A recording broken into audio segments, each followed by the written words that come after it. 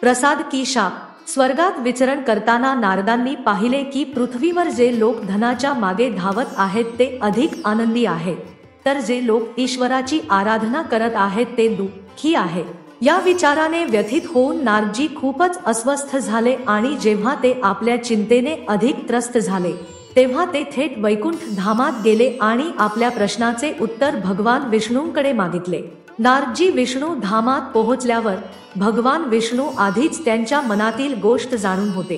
विष्णू भगवान म्हणाले, चला आपण पृथ्वीवर जाऊन तुमच्या प्रश्नाचे उत्तर शोधूया आणि त्यांना तिथे जाण्यासाठी सांगितले. जाताना भगवान विष्णूंनी नारदांना आशीर्वाद दिला की त्यांना अधिक धन प्राप्त होईल.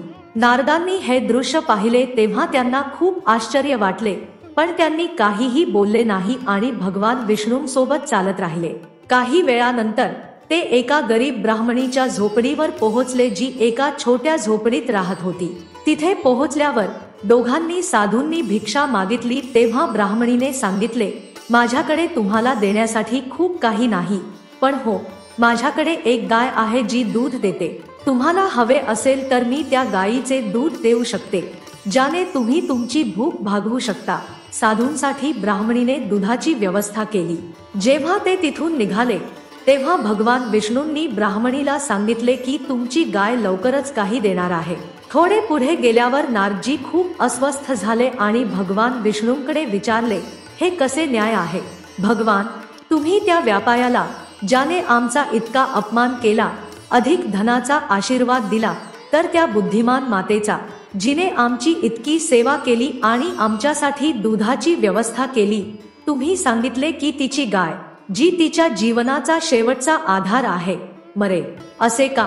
नाराजगीच्या या प्रश्नांना शांत करत भगवान हस्त म्हणाले की व्यापाऱ्याला दिलेला आशीर्वाद खरे तर त्याच्यासाठी शाप आहे. व्यापारी पूर्णपणे धन कमावण्यात अडकला आहे आणि त्याला अधिक धन मिळाले तर तो शेवटच्या क्षणापर्यंत धनाच्या मागे धावेल आणि पुढच्या जन्मात साप बनून त्याच्याकडे बसलेला राहील. मातेचे बहुतेक लक्ष चांगल्या कर्मांमध्ये आणि भगवानाच्या भक्तीत होते, तथापि ती थोडी चिंतित होती कारण तिचे मन त्या गायीकडे अडकले होते.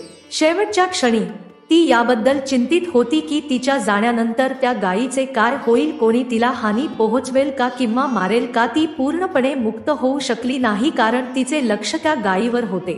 म्हणूनच मी इच्छितो की तिचे लक्ष शेवटच्या क्षणी पूर्णपणे माझ्याकडे असावे, गायीकडे नाही.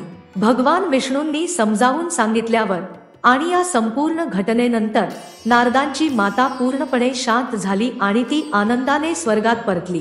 मित्रांनो, ही छोटीशी गोष्ट आपल्याला शिकवते की आपल्याला आपले जीवन चांगल्या कर्मांमध्ये समर्पित करावे, जेणेकरून शेवटच्या क्षणी देखील आपण चांगल्या कर्मांमध्ये आणि भगवानाच्या विचारात असू शकू आणि या जन्मरणाच्या बंधनातून मुक्त होऊ शकू.